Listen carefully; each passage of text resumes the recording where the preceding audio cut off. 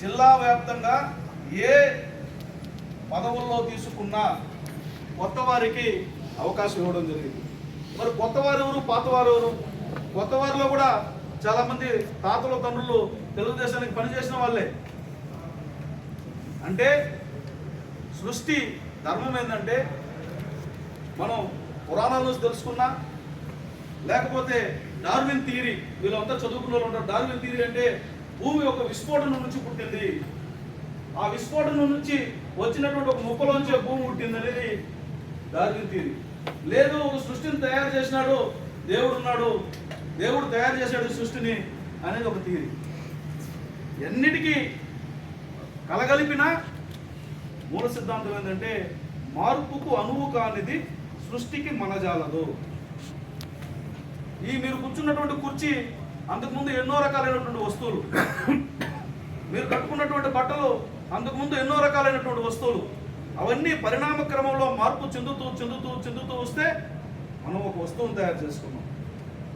ఈరోజు తెలుగుదేశం పార్టీ యొక్క అధికార ప్రతినిధులమైనటువంటి మనలో కొంతమంది కొత్త వారు వచ్చినా వారు కూడా ఈ ఆలోచనలన్నింటినీ కూడా ఆకలింపు చేసుకుని పార్టీ నిర్మాణ క్రమాన్ని అర్థం చేసుకుని పార్టీ యొక్క విధి విధానాల్ని జనంలోకి తీసుకెళ్లడం కోసం వచ్చారు. 30 సంవత్సరాలకు ఒక తరం మారుతుంది లెక్క ప్రకారం. 30 సంవత్సరాలకు ఒకసారి ఆలోచన తీరు కూడా మారుతుంది. మీ అందరూ జెంట్స్ అందరికీ అవగాహన ఉంటుంది. అందరూ ఒకప్పుడు 30 సంవత్సరాలకు ముందు మంచి బ్యాగీ ప్యాంట్ వేసుకొని లూజ్ సొక్కాలు వేసుకుంటా ఉన్నాం. కానీ ఇప్పుడు కడుపు ఇంతున్నా కూడా టైట్ సొక్క వేసుకొచ్చిన నేను. ఎందుకంటే తరం మారింది, ఆలోచన మారింది, అవగాహన మారింది. అధికార ప్రతినిధి అనేవాళ్ళు నిత్యం తరం మారితే ఎంత వేగంగా తెలుసుకోవాలో, ఆలోచన మారితే ఎంత వేగంగా తెలుసుకోవాలో ఆ ఆలోచనలు ఆకలింపు చేసుకొని ముందుకెళ్ళే ప్రతినిధిని మీరు. అంటే ఒక యుద్ధానికి వెళ్ళే సైన్యంలో అధికార ప్రతినిధి సర్వ సైన్యాధ్యక్షుడు కాకపోయినా అంతకన్నా గొప్ప పాత్రధారి. అధికార ప్రతినిధిని నేను మహాభారతంలో శ్రీకృష్ణుడితో పోలుస్తా. అధికార ప్రతినిధి అంటే మహాభారతంలో శ్రీకృష్ణుడు లెక్క. ఎందుకంటే శ్రీకృష్ణుడు పాండవుల వైపు నిలబడి యుద్ధం చేయకపోయినా పాండవులతో యుద్ధం జరిగితే ఏం జరుగుతుందన్నటువంటి విషయాన్ని కళ్ళకు కట్టినట్లు చెప్పడం జరిగింది. వాస్తవానికి 11 అక్షౌహిణీల సైన్యం కలిగినటువంటి కౌరవులు 7 అక్షౌహిణీల సైన్యం కలిగినటువంటి పాండవుల దగ్గర ఓడిపోయారంటే కారణం ఏంటంటే ఇక్కడ అధికార ప్రతినిధి బలమైన వాడు. అధికార ప్రతినిధి అనేవాడు ఎంత బలమైన వాడంటే ఆ పక్క ఎన్ని లక్షల మంది ఉన్న భయాన్ని సృష్టించిన వాడు. అవతల వైపు ఎంత భీష్ముడు లాంటి వాళ్ళు ఉన్నారు, ద్రోణాచార్యులు లాంటి వాళ్ళు ఉన్నారు, ఎంతో మంది అశ్వత్థామ ఉన్నాడు, ఎంతో మంది ఉన్నారు, వీరాది వీరులు ఉన్నారు, కర్ణుడు ఉన్నాడు. కానీ ఇవేవి ఈ వైపు లేదు. ఒక శ్రీకృష్ణుడు మాటకు ముందు, శ్రీకృష్ణుడు యుద్ధానికి ముందు కూడా నేను యుద్ధం చేయనని చెప్పాడు. కానీ యుద్ధం చేయనని చెప్పినా ఇక్కడ నిలబడి అంతమందిని భయపెట్టాడంటే అది అధికార ప్రతినిధి యొక్క దౌత్యం. మీరు కూడా సమాజంలోకి వెళ్ళినప్పుడు తెలుగుదేశం పార్టీ యొక్క మూల సిద్ధాంతం, తెలుగుదేశం పార్టీ యొక్క లక్షణం, తెలుగుదేశం పార్టీ నాయకుల యొక్క విధానం ఎలా ఉంటుందని చెప్పే క్రమాన్ని బట్టే అవతల రాజకీయాలు చేయాలా వదులుకోవాలన్నటువంటి ఆలోచనకు రావాలా. చూస్తున్నాం, రాముడు కూడా రామాయణంలో రాముడు కూడా సీత కోసం అన్వేషణ బయలుదేరినప్పుడు హనుమంతుడు కలిసేంత వరకు, వాలి సుగ్రీవులు వివాదం జరిగేంత వరకు హనుమంతుడితో పరిచయం లేదు. పరిచయం అయిన తర్వాత వీరు తెలుగుదేశం పార్టీకి హనుమంతులను ఎందుకంటున్నానంటే రాముడి కన్నా ముందు లంకకు చేరిన వాడు హనుమంతుడు. రాముడి కన్నా ముందు లంకని దహనం చేసినటువంటి వాడు హనుమంతుడు. రాముడి కన్నా ముందు సీతను చూసిన వాడు హనుమంతుడు. రాముడి కన్నా ముందు జాడ కనిపెట్టినటువంటి వాడు హనుమంతుడు. రాముడు రాకముందే రాముడు వస్తే ఎలా ఉంటుంది అని వాళ్ళకు చూపించినటువంటి వాడు హనుమంతుడు, అధికార ప్రతినిధి కూడా హనుమంతుడితో సమానం. ఎందుకంటే తెలుగుదేశం పార్టీ నాయకుడు ఊర్లోకి వస్తే ఎలా ఉంటుందనేది వాడికి ముందుగానే తెలిస్తే ఒక అంచనా ఉంటుంది. తెలుగుదేశం పార్టీ పాలన ఎలా ఉంటుందనే విషయాన్ని ప్రజలకు చెప్తే అవతల వాడిని కిందకు తొక్కడానికి ప్రజలు సిద్ధంగా ఉంటారు. ఎందుకంటే విభీషణుడు సాక్షాత్తు రావణుడికి తమ్ముడైనటువంటి విభీషణుని కూడా రాముడి వైపు మళ్లించినటువంటి దౌత్యవేత్త హనుమంతుడు. ఎందుకంటే ఇక్కడ రాముడు గొప్పతనంతో పాటుగా రాముడు వస్తే ఏం జరుగుతుంది, సీతను అపహరించిన తర్వాత జరిగిన పరిణామాల్లో రాముడు ఎంత ఆవేశంగా ఉన్నాడు, రాముడు ఇక్కడికి రావడం వల్ల జరిగే పరిణామాలు ఎలా ఉంటాయి, నువ్వు మీ అన్నకు చెప్పని చెప్తే వినకపోతే అతన్ని కూడా రామభక్తునిగా మార్చినటువంటి దౌత్యవేత్త, అధికార ప్రతినిధి హనుమంతుడు. మరి అధికార ప్రతినిధి అంటే అంత కీలకమైనటువంటి బాధ్యత కలిగినటువంటి వ్యక్తులు. అధికార ప్రతినిధి అంటే అంత కీలకమైనటువంటి బరువును మోస్తున్నటువంటి వ్యక్తులు. నేను చూస్తే ఇక్కడ ఉన్నటువంటి వాళ్ళందరూ నాకన్నా బలవంతులుగానే ఉన్నారు. ఎంత బరువైనా మోయగలిగినటువంటి ప్రతినిధులే. కానీ మారుతున్నది కాలం, సిద్ధాంతాలు మారుతున్నాయి, మన విధానాలు మారుతున్నాయి. రాజకీయాల్లో అజ్ఞానంతో అరవడమే రాజకీయంగా మారిపోతోంది. నోరున్నదే కాలంగా చెల్లిపోతూ ఉన్నది. శ్రీకృష్ణుడు ఒక మాట అంటాడు. శ్రీకృష్ణుడు భగవద్గీతతో పాటుగా ఇంకొక గీత కూడా చెప్పాడు. దాని పేరు ఉద్ధవ గీత. ఆ ఉద్ధవ గీతలో ఉద్ధవుడు స్వయాన శ్రీకృష్ణుడికి చిన్నాన్న కొడుకు ఏం చెప్తాడంటే, అయ్యా ఏమయ్యా ఈ కలియుగం అంతమైపోతోంది, ఏం జరుగుతుందో నాకు అర్థం కాలేదు, నువ్వేమో అన్ని చేసేసి నువ్వు వెళ్ళిపోతున్నావు, నాకు కొన్ని క్లారిటీస్ కావాలంటే ఆ క్లారిటీస్ అన్నిటికీ కూడా ఒక సమాధానం చెప్తాడు. అప్పుడు ఎలా మేము ఇక్కడ బతకాలి, ఎలా మేము ఇక్కడ ఉండాలి, ఎలా మేము ఇక్కడ సాగాలంటే అప్పుడు ఉద్ధవుడు ఒక మాట చెప్తాడు. ఉద్ధవుడికి శ్రీకృష్ణుడు వితండవాదం తెలివిగా, విచ్చలవిడితనం ధైర్యంగా, దోపిడీనే ధర్మంగా, అరుపులే జ్ఞానంగా మారే రోజులు వచ్చాయి. ఈ రాజే దొంగగా కూడా మారే రోజులు వచ్చాయి. ఇలాంటి పరిస్థితుల్లో, కలికాలం మొదలైనటువంటి ఈ పరిస్థితుల్లో ఎవరు వస్తారని చెప్పాడు? కల్కి. ఆ కల్కియే నారా చంద్రబాబు నాయుడు. మరి ఆ కల్కికి ప్రతినిధులు మీరు.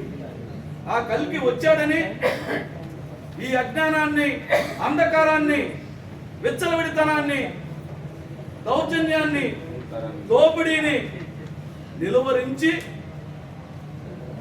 స్వేచ్ఛ కలిగినటువంటి జీవనాన్ని ప్రజలకు అందించడానికి వచ్చినటువంటి మహానుభావుడు నారా చంద్రబాబు నాయుడు గారు.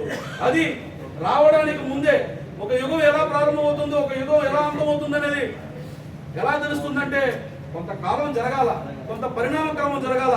ఎప్పుడో 1983 సంవత్సరంలో నారా చంద్రబాబు నాయుడు గారు అప్పటికి తెలుగుదేశంలో లేకపోయినా తెలుగుదేశాన్ని నందమూరి తారక రామారావు గారు ప్రారంభిస్తే ఈరోజు కలియుగం ప్రారంభమైందన్నటువంటి విషయాన్ని తెలియజెప్పడం కోసం కల్కిగా మనం ఎట్లా భావిస్తున్నాం అంటే ఎప్పుడో ప్రారంభమైంది దీని ప్రస్థానం, దీని ప్రయాణం. ఆ ప్రయాణాన్ని, ఆ ప్రస్థానాన్ని కొనసాగించడం కోసం కదిలినటువంటి కల్కి నారా చంద్రబాబు నాయుడు గారు. ఈ విషయాల పట్ల మనకు ఎప్పుడు కూడా ఒక నిర్దిష్టమైనటువంటి అవగాహన ఉండాలి. తెలుగుదేశం పార్టీ మొన్న జరిగినటువంటి మహానాడులో 6 ప్రధానమైనటువంటి అంశాలపైన తీర్మానం చేయడం జరిగింది. వాస్తవానికి ఆ 6 ప్రధాన అంశాలు దేశ చరిత్రలో ఏ రాజకీయ పార్టీ కూడా, ఏ రాజకీయ పార్టీ అధినేత కూడా ప్రకటించినటువంటి ఒక ధైర్య సాహస ప్రకటనలు అవి. ఆ ధైర్యవంతమైన, సాహసవంతమైనటువంటి ప్రకటనలని మనం జనంలోకి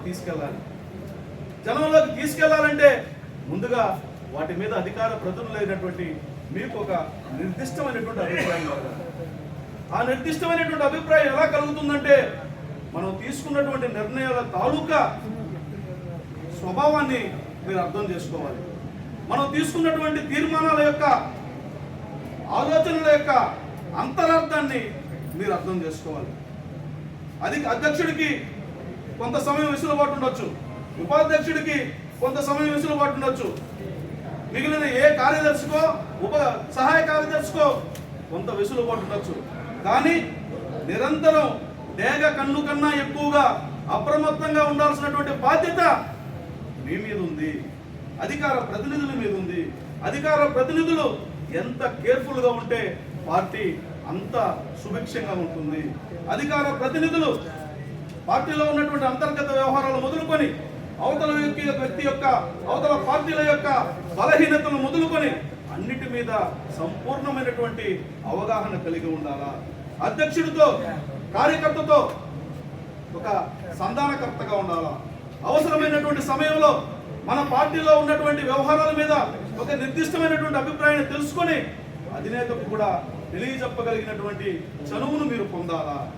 ఆ చనువును మీరు పొందాలంటే ముందుగా సమాజంలో మీరు వదిలినటువంటి బాణాల యొక్క దాని యొక్క ఫలితాన్ని సమాజానికి అందించగలగాలి.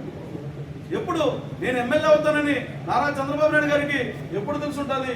పూర్వ చరిత్రలో నేను చేసినటువంటి పని ఏదైనా ఉన్నప్పుడు దాని యొక్క ప్రయోజనాన్ని దాని యొక్క ఫలితాన్ని చూసినప్పుడు రవ్వంత ఆలోచన కలిగి ఉండొచ్చు. ఆ రవ్వంత ఆలోచన కలిగిన తర్వాత దాన్ని కొండంత యొక్క ప్రభావంగా చేసుకోవాల్సినటువంటి బాధ్యత నాకెట్లా ఉంటుందో మీరు కూడా సమాజంలో మీరు వేసినటువంటి ముద్ర, మీరు చేసినటువంటి ప్రయోగం, మీరు కల్పించినటువంటి విస్తృతమైనటువంటి ప్రచారం ద్వారా పార్టీ ఎప్పటికప్పుడు కూడా మీరు చేస్తున్నటువంటి పనుల్ని తెలుసుకుంటూ ఉంటుంది. మీరు చేస్తున్నటువంటి వేగవంతమైనటువంటి ప్రచారాన్ని గురించి తెలుసుకుంటూ ఉంటుంది. చాలా మంది అంటూ ఉంటారు, మేము ఇంతకాలం పనిచేసాం, అంతకాలం పనిచేసాం, మమ్మల్ని ఎవరు గుర్తించారు?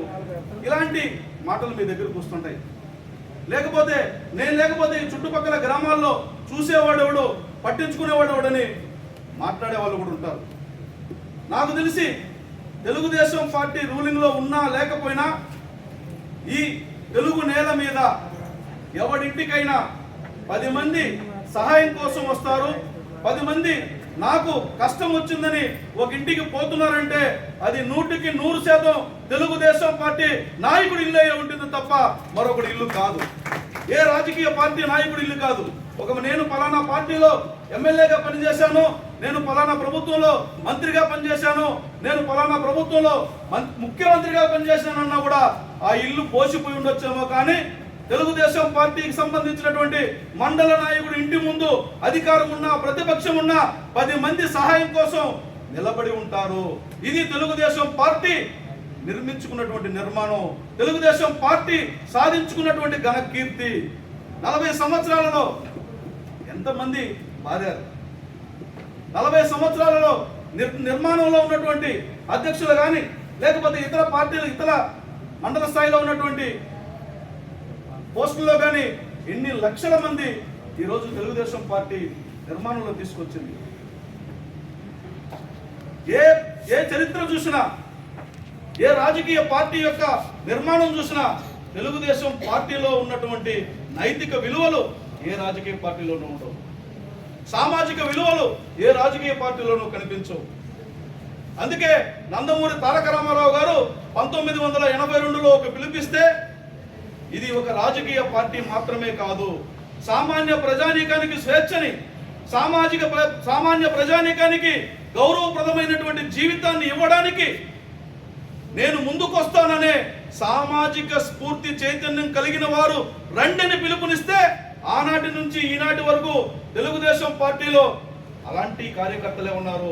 అలాంటి వారందరూ కూడా నాయకులు అవ్వడం జరిగింది. ఐఏఎస్ కావాలంటే గ్రూప్ సివిల్స్ రాయాలి, ఎంపీడీఓ కావాలంటే గ్రూప్స్ రాయాలి, లేకపోతే క్లర్క్ కావాలంటే స్టాఫ్ సెలక్షన్ కమిషన్ రాయాలి. అవి రాస్తే ఆ ఉద్యోగాలు వచ్చేస్తాయి.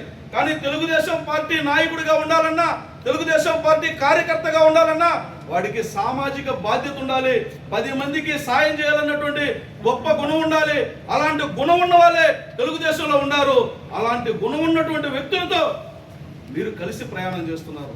అలాంటి గుణం ఉన్నటువంటి నాయకత్వం నీడలో మనం ప్రయాణం చేస్తున్నాం. మరి ఇలాంటి ప్రయాణం చేస్తున్నప్పుడు ఇందాక మనం చెప్పుకున్నాం, ఉద్ధవుడికి శ్రీకృష్ణుడు చెప్పినట్టుగా అజ్ఞానంతోనో, మూర్ఖత్వంతోనో, ఆశతోనో, దుర్బుద్ధితోనో ఈరోజు రాజ్యాన్ని భ్రష్టు పట్టించాలని, ప్రజా జీవితాన్ని అతలాకుతలం చేసి మా స్వార్థానికి మలుచుకోవాలని, లేకపోతే మన కడుపులు నింపుకోవడం కోసం పేదల కడుపులు కొట్టాలని కుట్రలు చేస్తున్నటువంటి అనేక మందిని మనం ఎదుర్కొనే క్రమంలో మీరు చేస్తున్నటువంటి మీరు చేయబోతున్నటువంటి పని చాలా కీలకమైనటువంటి విషయాన్ని మీరు ఒకసారి గమనంలో ఉంచుకోమని కోరుతున్నాను. మీకు అందరికి గమనం ఉంటుంది. నేను ఇందాక చెప్పా, రాముడికి హనుమంతుడికి ఉన్నటువంటి బాండేజ్ గురించి చెప్పా. ఎక్కడో అయోధ్యలో బయలుదేరినటువంటి రాముడు హంపీలో వచ్చేంత వరకు కూడా హనుమంతుడిని కలవాల. హనుమంతుడికి రాముడు ఎవరో కూడా తెలియదు. కానీ అలాంటి హనుమంతుడిని కూడా, అయ్యా నువ్వు లేకపోతే సీతను ఎవడు కనిపెట్టుంటాడు, నువ్వు లేకపోతే అక్కడ లంకని దహనం ఎవడు చేస్తుంటాడు, రావణుడికి భయం ఎవడు పుట్టించుంటాడు, నువ్వే గొప్పోడయ్యా, నీకు మించినోడు లేడు, నీ వల్ల రాముడు బతుకుతున్నాడని కూడా పక్కవాడు మాట్లాడతాడు. ఎందుకంటే రావణుడు ఒకటిగా ఉంటే రావణాసుడు రాజ్యం ఆడు ఉంటుంది. రావణుడు భక్తి భావంతో ఉంటే రావణుడి యొక్క ప్రయోజనం ఎక్కడ నెరవేరుతుంది? అందుకే ఒకనొక సందర్భంలో ఇలాంటి ఒక సందిగ్ధమైనటువంటి పరిస్థితి కూడా రాముడికి హనుమంతుడికి వస్తుంది. అవునయ్యా ఇలాంటివన్నీ నేను చేశాను కదా అని అడిగితే, ఎక్కడో అయోధ్యలో బయలుదేరిన వాడిని హంపీలో పరిచయం వరకు నువ్వు నాకెవరో తెలియదు. తెలిసిన తర్వాత నీ ధైర్య సాహసాలు నాకు నచ్చాయి, నా ఆశయం పనిచేసే క్రమంలో నువ్వు పనిచేసావు, నేను నీకు అవకాశం ఇవ్వబట్టి నువ్వు చేసావు అని దాన్ని ఒక విధానపరంగా హనుమంతుడికి చెప్పినప్పుడు ఆయన జ్ఞానోదయం ఉంటుంది. ఎందుకంటే అంతకుముందు గుండెలు చీల్చుకుంటే ఎవరు కనిపిస్తారంటే సీతారాములు చూపించినటువంటి హనుమంతున్నే మాయ చేసినటువంటి లోకం జనం, హనుమంతున్నే మాయ చేసినటువంటి రాజకీయం. అప్పుడు రాజకీయం ఉండొచ్చు, ఇప్పుడు ప్రజాస్వామ్యం ఉండొచ్చు, రాజకీయంలో మార్పులు పెద్దగా లేవు. కాకపోతే దాన్ని ఇంప్లిమెంట్ చేసే విధానంలో, దాన్ని ప్రయోగించే విధానంలో కొన్ని మార్పులు జరుగుండొచ్చు. అంటే సాక్షాత్తు రాముడికి హనుమంతుడికే అనేక రకాలైనటువంటి వైరుధ్యాలు సృష్టించి, అభిప్రాయ భేదాలను సృష్టించి, లేని అహాన్ని మధ్యలోకి తెచ్చినటువంటి క్రమంలో అధికార ప్రతినిధులైనటువంటి మీకు కూడా కొంత అసంతృప్తిని కలిగించే ప్రయోజనాలు చేయొచ్చు. ఎందుకంటే ఒకడు కూడా వాడి ఇంటికి పోయినటువంటి సమయంలో మీ ఇంటికి 10 మంది వచ్చినప్పుడు మీ ఇంటికి వచ్చి చెప్పే మొదటి మాట అదే, నీకన్నా బలవంతుడు ఎవడూ లేడని. ప్రతిపక్షానికో లేకపోతే వైరి పక్షానికో లేకపోతే మనకు కాని పక్షానికో ప్రతినిధిగా ఉన్నటువంటి వ్యక్తి వచ్చి మన దగ్గర చెప్తున్నాడంటే అది మన గొప్పతనం గురించి వాడు గుర్తించినటువంటి విషయం కాదన్నటువంటి విషయాన్ని మన నాయకులు కూడా చెప్పాలి. ఎందుకంటే వాడు ఒక కొత్త కోణంలో కుట్రకు తెరలేపడన్నటువంటి విషయాన్ని మనం చెప్పగలగాలి. ఆ కొత్త కోణంలో కుట్రకు తెరలేపడానికి మనల్ని బలవంతులు అయినటువంటి వాళ్ళుగా కీర్తిస్తాడు. మరి బలవంతులైనటువంటి వాళ్ళు మనం అయితే వాడు వచ్చి మన పార్టీలో చేరిపోవాలి కదా. నిజంగా మనం నాయకత్వాన్ని ప్రజలందరూ ఆమోదిస్తున్నారు, అది నేను చూసి పులకిస్తున్నాను అనుకున్నటువంటి వ్యక్తి మన నాయకత్వాన్ని, మన ఏలుబడిని అంగీకరించి మన దగ్గరకు వచ్చి చేరి మన విధానం వైపు నడవాలి, మనల్ని భుజానికి ఎత్తుకోవాలి. అలా చేయడు. వస్తాడు, వాడికి కావాల్సిన ఇంజెక్షన్ వేస్తాడు, అనస్థిషియా ఇచ్చి మత్తులో పెట్టి వెళ్తాడు. మరుక్షణం నుంచి అవును కదా, నేనే కదా ఇక్కడ అల్లాడి పొల్లాడి అన్నీ చేస్తే ఎవడో ఒకడు వచ్చి పదవి కొట్టుకోమన్నాడు ప్రభుత్వం వస్తానే అని బాధని ఇంజెక్షన్ రూపంలో వేస్తాడు. ఆ రోజు నుంచి మొదలైనటువంటి అసంతృప్తి కావచ్చు, లేకపోతే చిన్న చిన్న ఇబ్బందులు కావచ్చు, అది పెరిగి పెరిగి పెరిగి పెరిగి ఏ స్థితికి వెళ్తుందంటే ఒకనొక రోజుకి వైరి వర్గంగా మనం మారే పరిస్థితికి వస్తుంది. ఆ రోజుకి పరిస్థితి బాగుంటే వాడే వచ్చి ఇక్కడ చేరి నీకే మీకు పెడతారు. అంటే రాజకీయాలు అనేవి ఎంత అస్థిరంగా ఉంటాయంటే ఆ అస్థిరతని స్థిరమైనటువంటి విధానంగా మార్చే నాయకులు అధికార ప్రతినిధులు. అలాంటి వ్యక్తులు ఎవరు ప్రలోభాలకు గురవుతున్నారు అన్నటువంటి విషయాన్ని పసిగట్టగలిగినటువంటి నాయకత్వం అధికార ప్రతినిధులది. ఎందుకంటే మీరు అవతల వైపు వారి యొక్క అంచనాలని, యువతల వైపు వారి యొక్క అంచనాలని, లేదంటే మండలాల్లో ఉన్నటువంటి పరిస్థితుల్ని, జిల్లాలో ఉన్నటువంటి పరిస్థితుల్ని ఎప్పటికప్పుడు ఆకలింపు చేసుకుంటున్నటువంటి నాయకత్వం మీ చేతిలో ఉంటుంది. నేను ఎందుకు చెప్తున్నానంటే మొన్నటి జరిగినటువంటి కడప మహానాడులో 6 రాజకీయ తీర్మానాలు చేసుకోవడం జరిగింది. ఆ 6 రాజకీయ తీర్మానాల గురించి మనం జనంలోకి విస్తృతంగా తీసుకెళ్ళాలి. ఆ జనంలోకి విస్తృతంగా తీసుకెళ్లాలంటే వాటి మీద మనకు ఒక నిర్దిష్టమైనటువంటి అభిప్రాయం ఉండాలి, ఒక నిర్దిష్టమైనటువంటి అవగాహన ఉండాలి, ఒక నిర్దిష్టమైనటువంటి ఆలోచన కలిగి ఉండాలి. ఆ 6 శాసనాలు కార్యకర్తే అధినేత. నేను దాదాపుగా 22 సంవత్సరాల పాటు జర్నలిస్ట్గా కొనసాగా. యూనివర్సిటీలో విద్యార్థి ఉద్యమాల్లో పనిచేస్తా నేను స్కాలర్గా. చాలా చోట్ల రాజకీయ ప్రసంగాలు విన్నా. చాలా గొప్ప గొప్ప రాజకీయ నాయకుల యొక్క ఇంటర్వ్యూలు చేశా. కానీ కార్యకర్తే మా అధినేత అని 4 గోడల మధ్య చెప్పుకొని వాళ్ళని సాటిస్ఫై చేసినటువంటి రాజకీయ నాయకులను చూశాం. కానీ ఇది మా రాజకీయ తీర్మానం అని ప్రకటించినటువంటి ఏకైక వ్యక్తి నారా లోకేష్ బాబు గారు. ఎందుకంటే కార్యకర్త మా అధినేత అంటే దానికి పెద్ద సాహసం కావాలి. కార్యకర్తని గౌరవించే సంస్కారం ఉండాలి. కార్యకర్తని గొప్పవాడుగా చూడగలిగినటువంటి ఉదాత్తమైనటువంటి స్వభావం కలిగి ఉండాలి. ఇవన్నీ సంపూర్ణంగా ఉన్నటువంటి నాయకత్వం తెలుగుదేశం పార్టీ. ఇందాక మనం చెప్పుకున్న 1983లో తెలుగుదేశం ఆవిర్భావం అప్పుడు కూడా కార్యకర్తలు తెలుగుదేశం పార్టీకి రథసారథులని ప్రకటించినటువంటి నాయకత్వం నందమూరి తారక రామారావు గారిది. దాన్ని కొనసాగిస్తున్నటువంటి నాయకత్వం నారా లోకేష్ బాబు గారు. మీరు గడ్డిపేటలో రాజకీయ శిక్షణా తరగతులు గురించి విని ఉంటారు. నాకు తెలిసి ఇక్కడ ఉన్నటువంటి వాళ్ళు 50 సంవత్సరాలు పైబడినటువంటి వాళ్ళు 3-4 ఉన్నారు. మిగతా దరిదాపుల్లో 50 సంవత్సరాలకు ఇంచుమించుగా ఉన్నటువంటి వాళ్ళనే ఉన్నాం. గడ్డిపేటలో శిక్షణా తరగతులు విన్నటువంటి వ్యక్తి అన్న ఒకడే ఉన్నాడు. 3-4 గండిపేట శిక్షణా తరగతుల తర్వాత సుమారుగా 20 సంవత్సరాలుగా వస్తుంది శిక్షణా తరగతులు పెట్టుకుని. శిక్షణా తరగతులు అంటే మీకు నేర్పడం కాదు. శిక్షణ అంటే నేర్పించడం ఒకటే కాదు, పునశ్చరణ, రీఫ్రెష్మెంట్. మనం ఏ విధంగా అయితే పండగ ఇల్లంతా శుభ్రం చేసుకుంటామో, లేకపోతే పండగ పేరు పెట్టుకోకుండా ఇల్లు శుభ్రం చేసుకోవచ్చు. కానీ ఒక పండగ పెట్టుకొని ఇల్లు శుభ్రం చేసుకొని కొత్త బట్టలు కుట్టుకుంటే దానికి కలిగే ఫీలింగ్ వేరు. లేదంటే మనం ఏదో బయట వెళ్ళాం, ఒక వారం రోజులు ఇంట్లో లేదు కాబట్టి వచ్చినప్పుడు పని మనిషిని పెట్టి ఇల్లంతా శుభ్రం చేసుకుంటే కలిగే ఫీలింగ్ వేరు. పండగ రాదు. ఇది పండగ వాతావరణం. ఒక పండుగని క్రియేట్ చేసుకుని ఆ పండుగ రోజున ఇంటిని శుభ్రం చేసుకుని రోజు పూజ గదిలో దీపం పెట్టి కొబ్బరికాయ కొట్టే వాళ్ళు ఉంటారు. కానీ పండగ రోజు దీపం పెట్టి కొబ్బరికాయ కొడితే దానికి ప్రత్యేకత ఉంటుంది, దానికి ప్రాశస్త్యం వస్తుంది. అలాగే ఇలాంటి శిక్షణా తరగతులు పెట్టడం ద్వారా, ఇలాంటి శిక్షణా తరగతులు కల్పించడం ద్వారా, అంటే తెలుగుదేశం పార్టీ యొక్క విధి విధానాల్లో ఏ ప్రాంతాల నుంచి ఎవరెవరు ఎలాంటి ఆలోచనలతో ఉన్నారు, ఎలాంటి కమిట్మెంట్తో ఉన్నారు, ఎలాంటి త్యాగాలకు వాళ్ళందరూ కూడా నిలబడ్డారు, ఎలాంటి కష్ట నష్టాలను వాళ్ళు భరించారు, ఎలా ప్రజలకు వాళ్ళు సేవలు అందించారు అన్నటువంటి విషయాల్ని ఈ ప్రాంతం నుంచి ఆ ప్రాంతానికి, ఆ ప్రాంతం నుంచి ఈ ప్రాంతానికి తెలుసుకునే ఒక పెద్ద వెసులుబాటుని బహుశా ఏ రాజకీయ పార్టీ కూడా కల్పించారు. ఏ నలుగురు కలుసుకున్నా మనకు దెబ్బ కొడతారేమో, లేదంటే మనకు కూటమి కొడతారని భయం ఉన్నటువంటి రాజకీయాలు జరుగుతున్నటువంటి ఈ రోజుల్లో మీరందరూ కూడా ఏకమవ్వండి, మీరందరూ కూడా కలిసి కట్టుగా ఉండండి, మన విధానాలని జనంలోకి తీసుకెళ్లాలండి అని ధైర్యంగా చెప్పగలుగుతున్నామంటే, ఆ ధైర్యాన్ని మనం కలిగి ఉన్నామంటే పార్టీ కార్యకర్తల మీద, పార్టీ లీడర్షిప్ మీద, అధినాయకత్వానికి ఎంత నమ్మకం ఉంది, ఎంత విశ్వాసంతో అధినాయకత్వం మనల్ని నమ్మిందన్నటువంటి విషయాన్ని మనం అధికార ప్రతినిధులైనటువంటి మనం కార్యకర్తలకు చేరవేయాలి. కార్యకర్తలకు చేరవేయడమే కాదు, కార్యకర్తలను చైతన్యపరచాలి.